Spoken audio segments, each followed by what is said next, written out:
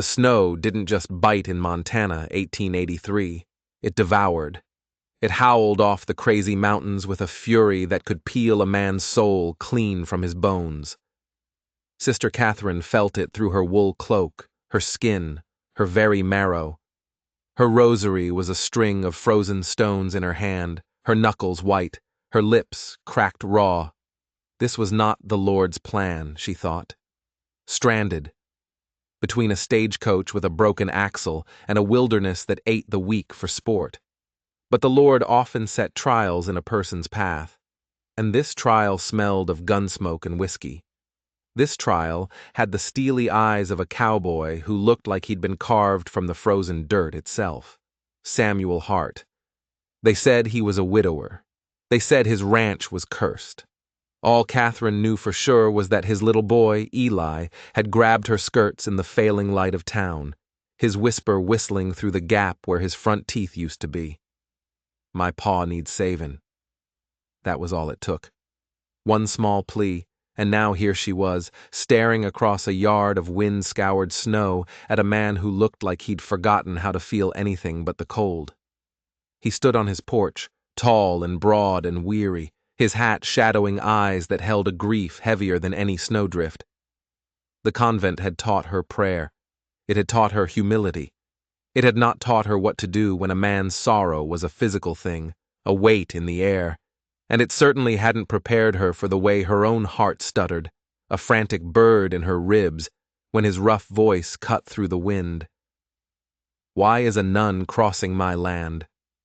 The world tipped on its axis. Her vows felt thin, a flimsy shield against a gathering storm she couldn't name. The distance from the gate to the house was a lie the wind told. It looked like a stone's throw. It felt like a lifetime. Every step through the knee-deep drifts was a battle. Sister Catherine held her veil down with one gloved hand, her satchel of bandages in the other. Behind her, the boy, Eli, all of 9 years old, trotted like a colt, kicking up clouds of powder with his worn-out boots. He was the reason she was here. The reason she was walking straight into the heart of a curse. Samuel Hart waited on the porch, arms crossed over his chest. He was a statue carved from winter. The floorboards creaked under his weight, a sharp sound, like a hammer cocking on a rifle. He didn't take off his hat. He didn't offer a smile. Boy told me he'd fetched a nun, he said, his voice like gravel. Didn't say she'd walk straight up my land like she owned it. Catherine stopped at the bottom step, her breath a white plume in the frigid air. I own nothing, Mr. Hart. Your son asked for my help. I listened. Her gaze dipped to Eli, who stood proud and small behind her. Samuel's eyes flicked to the boy, then back to her. He had a discipline about him, a refusal to let his gaze linger. Help with what? He demanded. Your hand, Eli blurted out, unable to hold it in. And the brindle mare. Pa won't tell nobody, but the frostbite's coming on mean. Catherine took a breath, letting the cold steel her nerves. I trained as a nurse at the mission in Helena, she said, her voice steady. I can set splints, stitch wounds, and keep a fire that doesn't smoke a man out of his own house. She paused, then added, and I can mind a boy bent on becoming a legend before the spring thaw. A ghost of a grin touched Eli's face. Samuel's remained stone. The wind rattled a loose hook on the porch, and a fresh sheet of snow slid across the yard like spilled flour. He looked past her, at the road that had vanished into a white oblivion. Mission's a day and a half by sleigh, he said, when the drifts behave, and they ain't behaving. I'm not asking you to haul me, she said, meeting his hard gaze. I'm asking for the use of your hearth until morning, a chance to see to your injuries. She nodded toward the corral, where the sag of a fence rail was obvious even under its blanket of snow. In exchange, I'll keep your fire, tend your mare, and put your accounts to rights. For the first time, a flicker of something, surprise maybe, crossed his features. You hammer? I prefer a square nail to a crooked one, she said. If that offends you, I can take my prayers elsewhere. Eli's breath came in 3 quick puffs of excitement. "Let her stay, Pa!" She fixed Old Man Larson's hound dog outside the mercantile, stitched him up neat as a Sunday shirt, and she didn't even flinch when he howled. The silence stretched, tight as a wire. Samuel's gaze swept over her, from the hem of her black habit to the determined set of her jaw. Finally, he turned and pushed the door open. The groan of the hinges was the sound of surrender. "You see to the mare first," he said, not looking at her. "Then your God can worry about the rest." Inside the barn, the air was warmer, thick with the scent of hay and animal breath. The brindle mare shifted nervously in her stall, the whites of her eyes showing. Catherine murmured to her, a low, soothing sound, a lullaby learned in the rhythm of prayer. The hoof was split, a clean break from a hidden patch of ice. She worked quickly, cleaning it with melted snow, wrapping it tight. She mixed a paste from her satchel, pine pitch and tallow, a mission remedy that worked better than most doctors. Samuel watched from the doorway, his own hand flexing and unflexing. The skin across his knuckles was a dead gray-white color, the nail beds an angry red. It was bad frostbite, but not beyond saving. Not yet. She glanced up at him. "You'll give me your hand next." "Thought you were here for the boy," he said, his voice a low rumble. "I am," she replied, without missing a beat. "He needs a father who can hold a rein." Back in the house, she warmed a rag by the lantern and reached for him. He hissed and pulled back as the heat touched his frozen skin, a reflexive jerk of pain. Then he forced himself still, his pride as stubborn as an iron gate. "Pain means the blood remembers its road," she said softly. "We'll coax it along." He watched her, his eyes narrowed. "You always talk like that, like winter's a thing that minds its manners?" "It doesn't," she said, her fingers gentle but firm. "But men do. Or they should." Something that might have been a smile tugged at the corner of his mouth before vanishing. "You can stay till the road's passable," he said at last. "You'll keep to the kitchen and the boys' books. No meddling." "Understood," she said. Then she added her own terms. "And you'll wash that hand every hour. You'll sit by the stove until the feeling returns. No riding out to check fence lines, and no whiskey to lie to your nerves." His eyes held hers for a long moment. "You bargain like a foreman." "I bargain like a woman who intends to see your boys spring," she answered. She sent Eli for more wood, and when they were alone, she took Samuel's hand in both of hers again. This time, he didn't pull away. He just sat there, enduring the angry, prickling return of life to his flesh. When they finally crossed the yard to the house, the world had dimmed to a deep, bruised blue. The parlor smelled of wood ash and old grief. A simple wooden cross hung over the mantel, a stark shape against the rough wall. Catherine stoked the stove, set beans to simmer, and hung her damp veil to dry by the hearth. She caught Samuel looking at it, then quickly looking away, his jaw tight. "There's a room off the kitchen," he said gruffly. "You can sleep there." He wouldn't meet her eyes. "If the wind quiets, I'll rig the sleigh at sunup. Take you as far as the half-moon station." "Thank you," she said. "But if the storm deepens, we wait. Winter doesn't answer to timetables. Or pride." "Pride's all that keeps a man upright in this country," he shot back. "Pride is just fear in a borrowed coat," she replied, and was immediately startled by her own sharpness. She softened her tone. "Forgive me. I get tart when men think pain is a proof of their strength." Eli burst back in then, his arms loaded with split pine, his grin as wide as a county map. "Supper smells like church dinners," he declared. "Sister, can you read to me after we eat?" The house settled into a strange, temporary peace. It wasn't intimacy, not yet. But it was an arrangement sealed by shared heat and the quiet obedience of pain endured. Outside, the wind slammed against the eaves like a drunkard trying to break down the door. Inside, the pot bubbled, the boy chattered, and Sister Catherine felt the first pull of a different kind of storm, the kind that settles deep inside a person and changes the seasons of the soul. As she prepared her small cot in the room off the kitchen, she noticed the floorboards near the wall were scuffed, splintered. Not from wear and tear. It looked like someone had tried to pry one up recently. She ran her fingers over the rough wood, a shiver tracing its way up her spine. This house had secrets, and she was beginning to think the frostbite on Samuel Hart's hand was the least of them. Dawn broke like a thin, sharp blade against the horizon. The storm hadn't passed. It had just settled in for a long siege.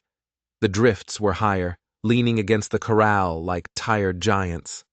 Catherine rose before the light, coaxing a blue flame from the embers in the stove. Work, she believed, was its own form of prayer. By the time Samuel came downstairs, the kitchen was filled with the smell of biscuits and coffee. He looked better. The color was back in his cheeks, and his hand was neatly wrapped. But a deep weariness clung to him. He nodded at the biscuits, then at her. Can't recall the last time this house woke up to quiet. Quiet is expensive, she said, pouring his coffee. You pay for it by being careful. He flexed his bandaged fingers, a small wince tightening his mouth. He tried to hide it, but she saw. She said nothing. Pride was a skittish horse. It was best to let it think it chose the path itself. After breakfast, she tied an apron over her habit, a truce between her two worlds, and took stock of the place. The account book on the desk was a testament to desperation, the pages rifled through, the numbers telling a grim story. A bill from the mercantile past due since July, a blacksmith's marker from last summer, and the heaviest weight of all, a note at the bank due in March, a note taken out to buy winter feed after a dry, unforgiving August. It wasn't ruin, not yet, but it was close. A man carrying a weight like that had a certain shape to him, sharp-edged and brittle. She understood the shape of Samuel's worry. It was the shape of debt and winter. By mid-morning, Eli sat at the table, his nose nearly touching the page of a worn-out reader. "Sister," he asked, "do you reckon if we had a telegraph wire, we could ask the bank for a favor?" He glanced at his father, his voice faltering. Samuel's eyes flicked to the ledger she had straightened. A flush of embarrassment crossed his face. The boy sees more than he ought to. "Children always do," she said gently. "It's God's way of making sure parents remember their manners." He snorted a humorless laugh. Never met a God who cared about keeping ledgers straight. "Then you've never asked the sisters who do," she countered, and was rewarded with a spark of surprise in his dark eyes. The day passed in a rhythm of chores. The wind kept up its low, mournful moan against the house. Catherine took a hammer and a handful of square nails out to the corral. She pinned her veil tight under her collar, rolled up her sleeves, and got to work, clenching the nails between her teeth like tiny, hard-won victories. Samuel came out with a fresh plank of wood and watched her, his expression unreadable. "You ever think to leave off the habit for work like this?" he asked. "I already have," she said, nodding at her rolled sleeves.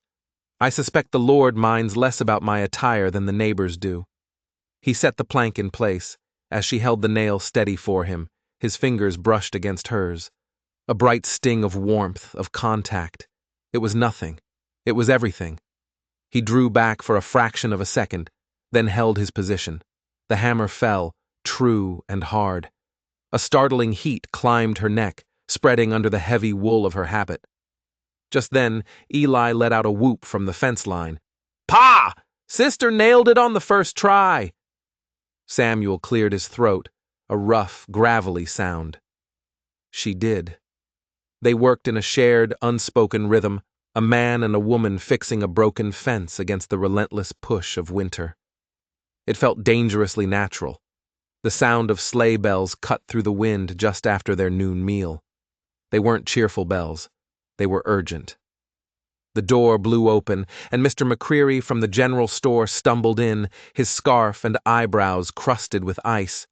He stamped the snow from his boots, looking like a bear shaking off a cold river. Telegraph from Bozeman, he panted. Line's been up and down all morning.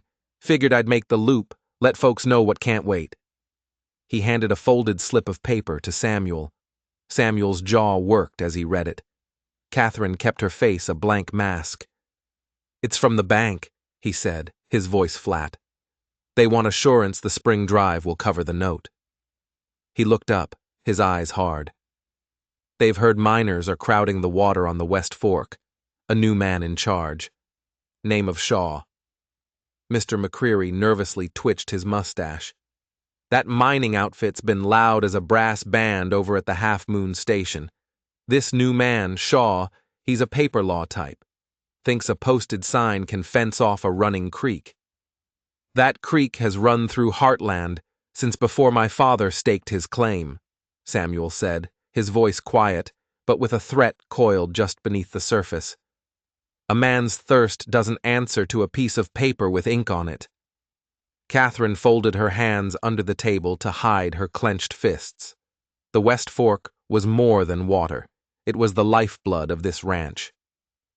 What has the circuit judge said? She asked. Judge is snowed in over in Livingston, McCreary said, the doubt thick in his voice. Might be back next week. With luck. Samuel's bandaged hand opened and closed. Tell the bank I'll ride in when the weather breaks, he told McCreary. Tell them I drive my cattle and my debts on the same trail, honest and on time. Mr. McCreary glanced at Samuel's wrapped hand, then at the white glare of the windows, and nodded. He didn't look convinced. After he left, a heavy silence filled the room. Eli looked from his father to Catherine, his young face a mix of fear and hope. She put a hand on the table, steadying herself. You'll need affidavits, she said, thinking out loud. From older hands, people who knew the creek before these miners arrived. Proof of common usage. Samuel's eyebrow arched. Studied law in Helena, did you? Along with your needle and thread? I copied letters for the sisters, she said calmly. Men write foolish things when they're angry. Then they sign their names to it.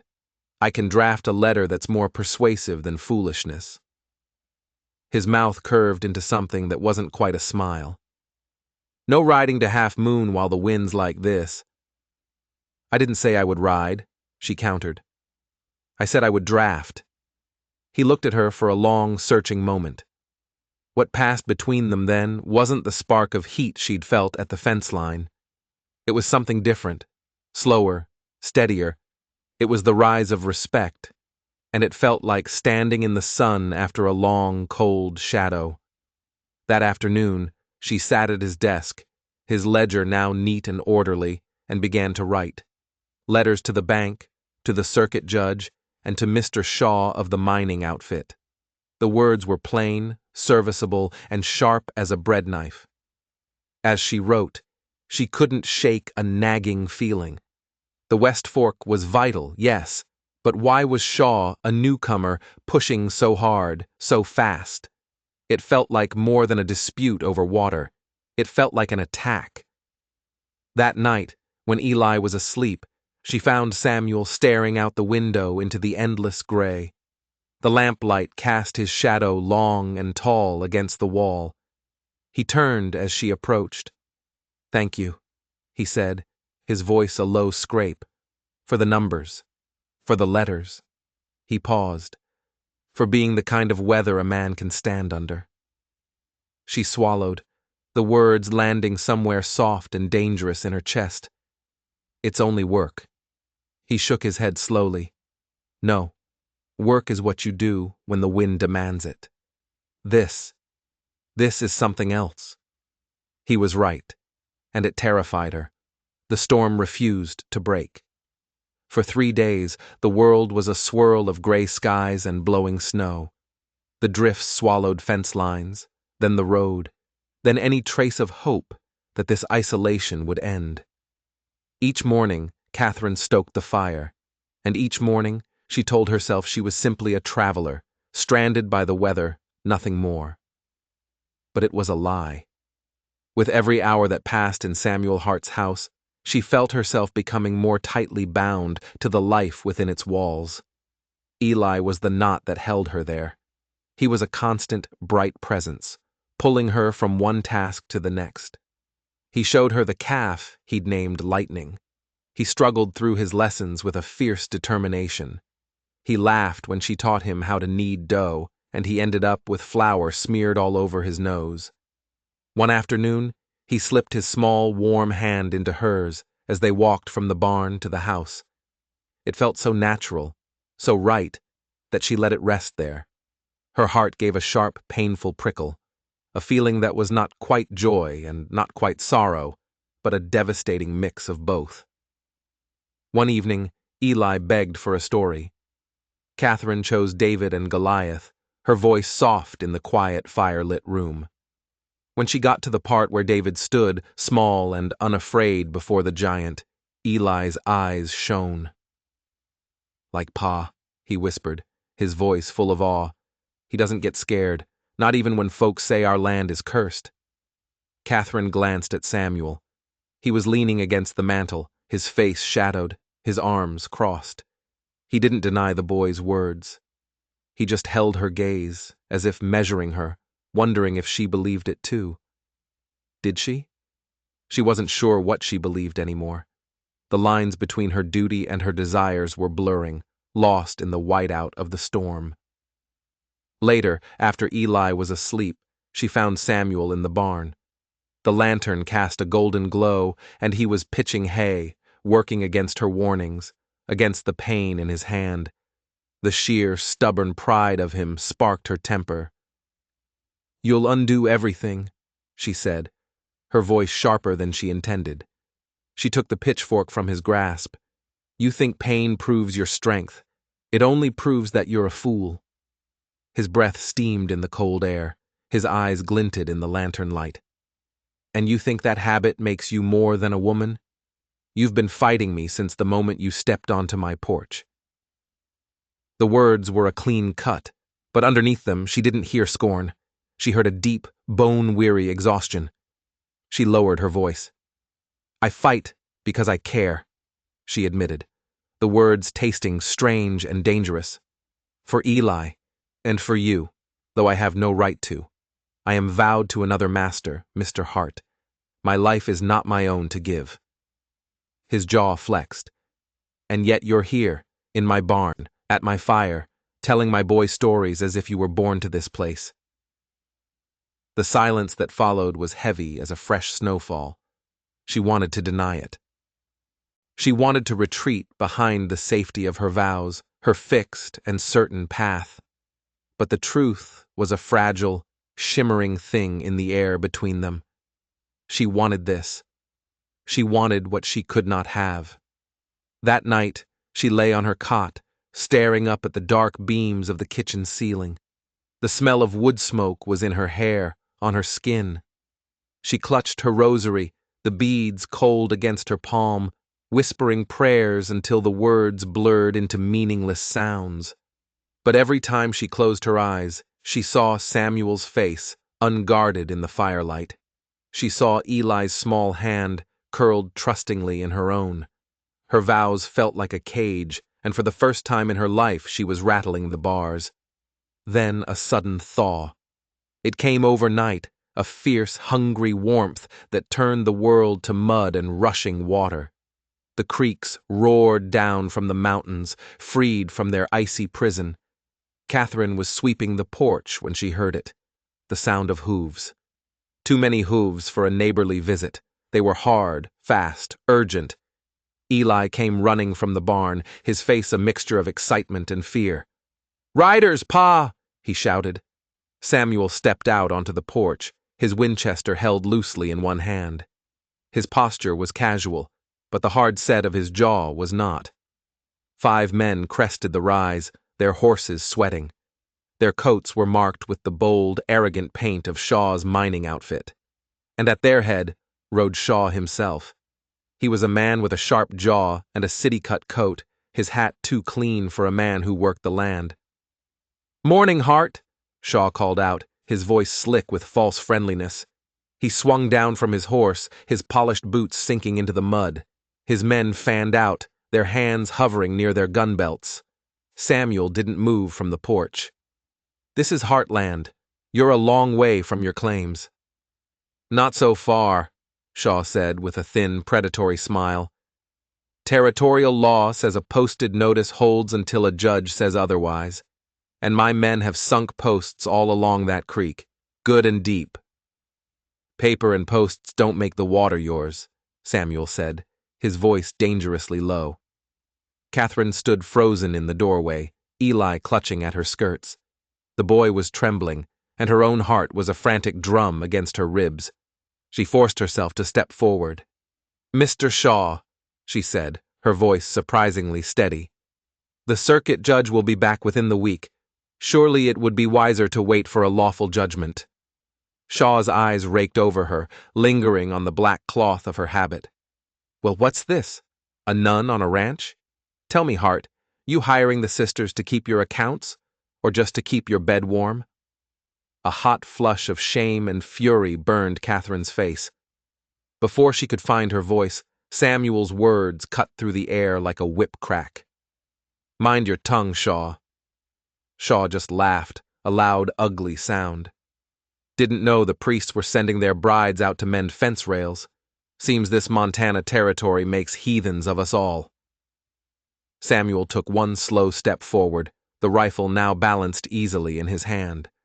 "I said, mind your tongue." The air crackled with tension.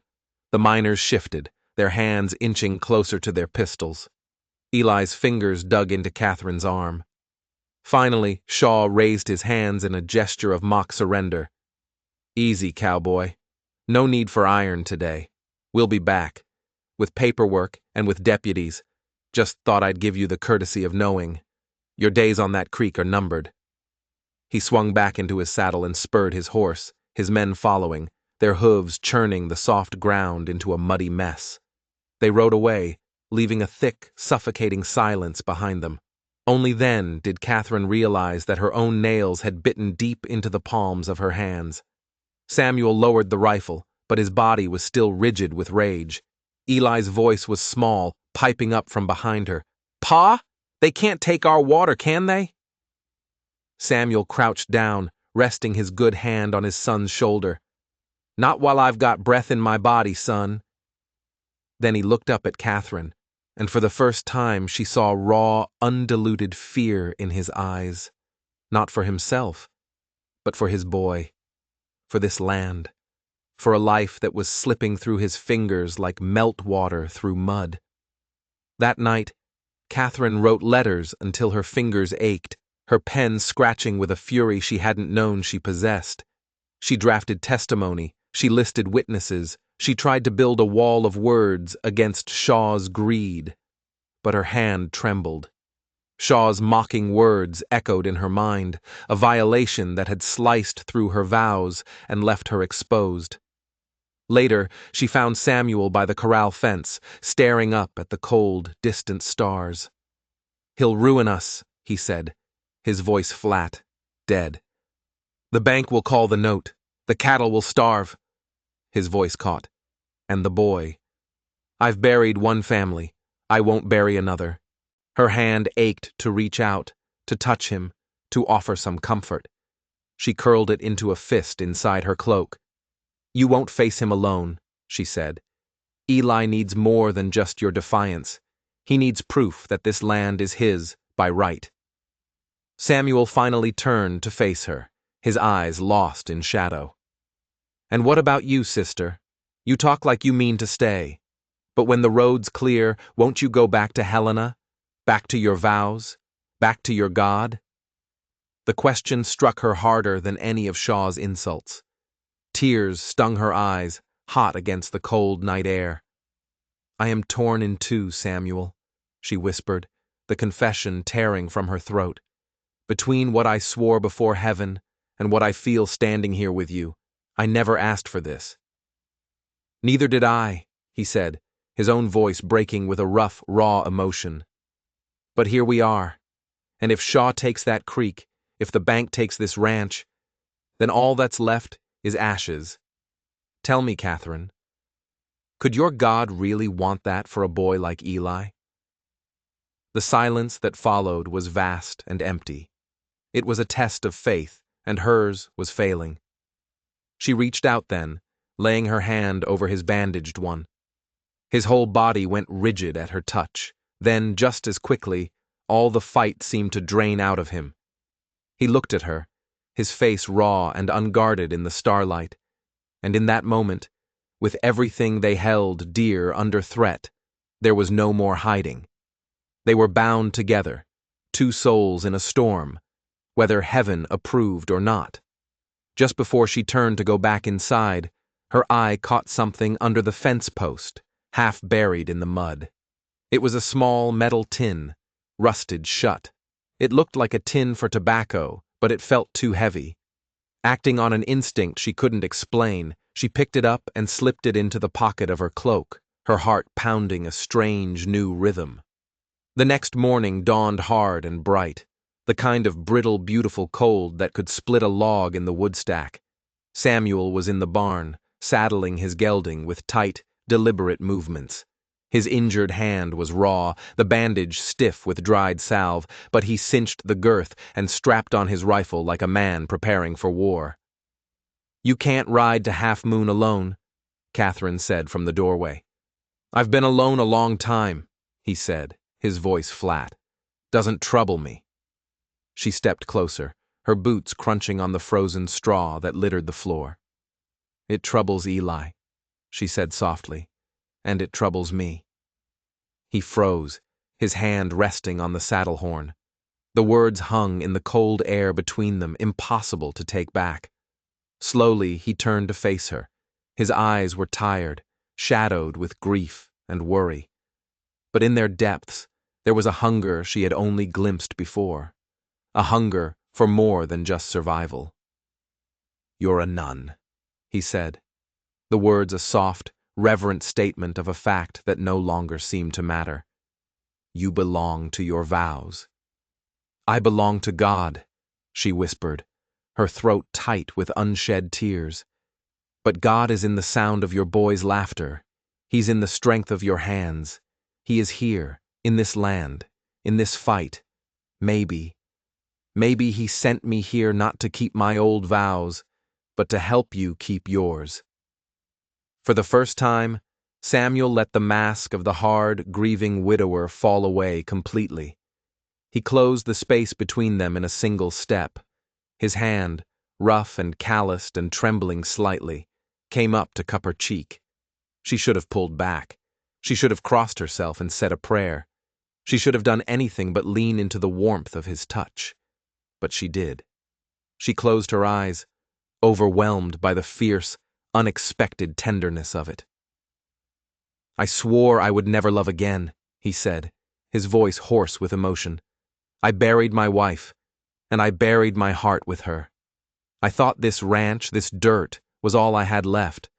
But you, Catherine, you walked in here, and you brought it all back to life. You make this house feel like a home. You make me believe my boy could grow up with something more than dust and grief for company." Her own tears finally broke free, tracing hot paths down her cold cheeks. She caught his hand, pressing his palm to her face. "And you," she choked out, "you make me forget to be afraid. You make me forget the rules. You make me forget everything but this." He bent his head then, resting his forehead against hers. Their breath mingled in the chilled air of the barn. Their lips were only a breath apart. It was not a kiss. Not yet. But the promise of one hung between them, a palpable heat, a fire in the cold. "Marry me," he whispered. The words were raw, a prayer and a plea. "Not for me, not just for me, for Eli, for the life we could build here. Vows be damned, Catherine, make new ones, with me." Her heart thundered against her ribs, a wild, captive thing. She thought of the convent, of the quiet stone walls, of the life of prayer and solitude she had chosen. Then she thought of Eli's hand in hers, of Samuel's strength beside her, of the harsh, beautiful Montana land that had, against all odds, become her home. "Yes," she breathed, the word a fragile thing, breaking on a sob. "Yes, Samuel, I will." It felt as if the whole world exhaled around them. In the stalls, the horses shifted and nickered softly, as if in witness, and for the first time since she had left Helena, Catherine felt a sense of profound peace, not in the denial of her vows, but in the fulfillment of something greater: a family, a future, a love that felt as wild and true as the land itself. As they stood there, wrapped in the quiet miracle of their decision, Catherine remembered the rusted tin she had found. She pulled it from her pocket. "I found this last night," she said, her voice still shaky, "by the corral fence." Samuel took it from her, turning it over in his hands. It was old, but the lock was solid. He took a nail from the workbench and pried it open. Inside, nestled in what looked like dried leaves, was not tobacco, but a small leather-bound diary, and a single, tarnished silver locket. Samuel opened the diary. The handwriting was his late wife's. He read the first page, his face growing pale. "Catherine," he said, his voice a choked whisper. She says Shaw didn't just threaten her. She says he was here the day she died." He opened the locket. On one side was a tiny, faded portrait of a younger Samuel and his wife, Mary. On the other side, where a picture of a child might be, was a small, intricately folded piece of paper. Samuel's hands trembled as he unfolded it. It wasn't a note. It was a drawing, a map, a crudely drawn map of his own land, with a single spot marked on the West Fork, the exact spot Shaw was trying to claim, and underneath the mark, 2 words were written in Mary's hand: "Not silver." The thaw deepened into a furious, muddy spring. The circuit judge returned to Livingston, his face grim as he listened to the stories of Shaw's intimidation. When Samuel Hart rode into town, he was not alone. Catherine was at his side, a simple bonnet covering her hair, her face set with a quiet determination that was more powerful than any legal argument. Armed with their affidavits, their neighbors' testimonies, and, most damningly, the pages from Mary Hart's diary, their case was ironclad. Shaw's claims were exposed as a fraudulent, violent land grab. The miners lost their bid for the West Fork. The creek would run free for cattle and for kin. When the verdict came down, Eli let out a whoop so loud it echoed through the whole mercantile. "See?" he shouted to anyone who would listen. "I told you! Sister Catherine talks to God, and he listens." Samuel just shook his head, a slow smile spreading across his face as he looked at Catherine. "God's got competition, I reckon," he said, his voice full of a warmth that had nothing to do with the spring sun. The ranch began to heal. The land, battered by a long winter, drank in the sun and turned green. Fences were mended, calves were born, and the sound of laughter began to fill the spaces where silence and grief had lived for too long. Catherine moved through this new life with a sense of certainty she had never known. Her black habit was packed away, replaced by a plain calico dress. Her rosary was still with her, but now it lay on the nightstand beside a vase of wild prairie flowers. It was not a symbol of a life abandoned, but a reminder of the strange and winding path that had led her home. It was a Sunday, and the faint sound of church bells drifted on the wind from town. The neighbors had gathered in the yard. Mrs. Kittredge was fussing over a small table laden with food. The schoolmarm stood smiling, her hands tucked inside her gloves. Eli fidgeted in a new pair of boots, his chest puffed out with importance. The preacher cleared his throat, his voice rolling steady and calm over the small crowd. "We are gathered here today, in the sight of God." Catherine listened, her heart beating a wild, joyful rhythm against her ribs. But when Samuel took her hands in his, everything else faded away. His palms were warm and strong, the calloused grip of a man who had known loss but had chosen, against all odds, to love again. When he spoke, his voice was thick with emotion, but it did not falter. Catherine, he began, his eyes locked on hers. You were God's own gift to this ranch long before I ever had the courage to claim you as my own. You've stitched up more than wounds here. You've stitched this family whole again. I swear to stand beside you in storm and in sun until my last breath leaves my body. Tears blurred her vision as she answered, her own voice ringing clear and true across the yard. Samuel, I swore my life away once, in a house of cold stone. Today I make new vows, not under a cathedral roof, but under this open sky. I vow to you and to Eli to keep this home warm, to bind my life to yours, in love, in labor, and in grace. The preacher smiled. The crowd murmured a soft, heartfelt, Amen. And when Samuel bent to kiss her, it was gentle and sure, a promise sealed not with words, but with a truth that ran deeper than bone. Eli let out another whoop, clapping his hands like thunder, and then launched himself at them, wrapping his arms around their waists, a bridge between their past and their future, a bond no vow could ever break. But the story wasn't over. That night, as the neighbors celebrated, Samuel drew Catherine away from the lantern light, back toward the darkness of the barn. He was holding Mary's diary. There's more, he said, his voice low and troubled. The map, the words, not silver. I think I know what she meant. He led her to the back of the barn, to an old, seldom-used stall. He knelt and pried up a loose floorboard, the same one she had noticed on her first night. Underneath was a small, hollow space, and inside that space was a heavy, locked metal box. It was far too old to be Shaw's. It was the reason the ranch had always been called cursed.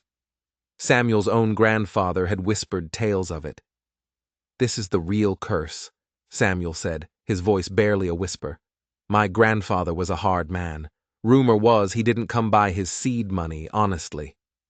He forced the lock on the box. It sprang open with a groan. Inside, gleaming in the lantern light, was not gold, not jewels, but dozens of pristine, newly minted $20 coins, and a set of engraving plates. The box didn't hold a treasure. It held a crime. Counterfeit, Samuel breathed, the word like a poison on his tongue. My family's legacy. This ranch. It was built on a lie. Mary hadn't been writing about Shaw. The map wasn't for him. She had discovered the family secret. She had marked the spot on the West Fork not because something was buried there, but because it was the place she had decided to get rid of the box, to sink it in the deepest part of the creek, to wash the family clean of the sin. Shaw had only been a distraction, a violent coincidence. The real giant they had to face wasn't a greedy miner. It was the truth. Catherine looked from the counterfeit coins to Samuel's stricken face. She saw the shame, the weight of a secret passed down through generations. She reached out and closed the lid of the box. Then she placed her hand over his. This isn't a curse, Samuel, she said, her voice firm. It's a choice. Your grandfather made his. Now we make ours. The next morning, before the sun had even touched the peaks of the mountains, they rode out together. They rode to the West Fork, to the spot on Mary's map. They carried the heavy box between them. Without ceremony, without a final look, they let it sink into the deep, cold, rushing water of the creek. It disappeared into the swirling currents, gone forever. As they watched the ripples fade, Catherine leaned her head against Samuel's shoulder. The ranch wasn't built on a lie. It was built on the land, on their hard work, on the love that had taken root in the middle of a winter storm. They were free. That evening, as lanterns cast a warm glow across the yard, Catherine stood with Samuel and Eli on the porch. The mountain stood guard, silent and steady.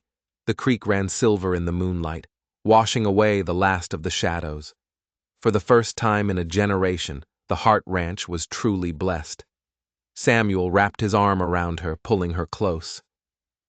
You know, he murmured, his lips against her hair. I think Eli was right all along. About what? She asked. That you talk to God, he said, because I've been a sinner my whole life, Catherine Hart. And having you here feels an awful lot like grace. And with his son's laughter rising up to meet the vast, star-filled Montana sky, she finally believed it might just be true. If you enjoyed this story, don't forget to hit that subscribe button, because you won't want to miss the incredible tales we have coming up next. And if you have a story about a time when love was found in the most unexpected of places, share it in the comments below. We'd love to hear it. Your support helps us keep these stories alive. Thank you for listening.